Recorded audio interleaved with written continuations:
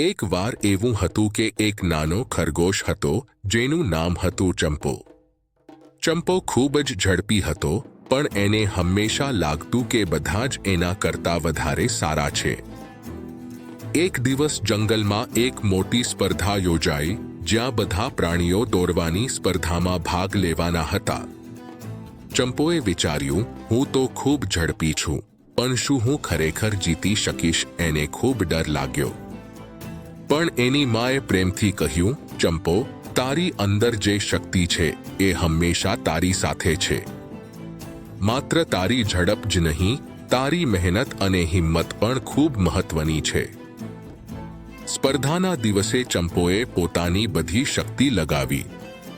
એ પહેલા કરતાં પણ વધારે ઝડપથી દોડ્યો, પોતાની જાત પર વિશ્વાસ રાખીને.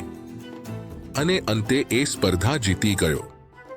બધા પ્રાણીઓએ તાળીઓ પાડીને એની ખૂબ પ્રશંસા કરી.